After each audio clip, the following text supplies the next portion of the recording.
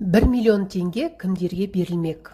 Ол қандай топтағы адамдарға берілетін болады? Қандай шарттары бар? Бұл туралы білгіңіз келсе, видеоны толық қарап шығыңыз. Достар, арнамызға жазылуды ұмытпаңыздар.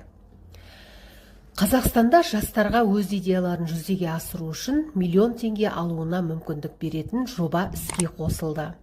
Бұл бағдарлама жайлы Мәдениет және ақпарат министрлігі хабарлады. Мәдениет және ақпарат министрлігі Жастар және отбасы істері комитетінің төрағасы Қайрат Қамбаров жобаның уақытша жұмыссыз жүрген жастарға арналғанын айтады. Бұл жұмыспен қамту және білім беру салаларынан тыс, уақытша жұмыссыз білім беру ұйымдарында оқымайтын, кәсіптік даярлықтан немесе қайта даярлаудан өтпеген жастар деп түсіндірді ол. Жас проект қатысушылары жергілікті қоғамдастықтардың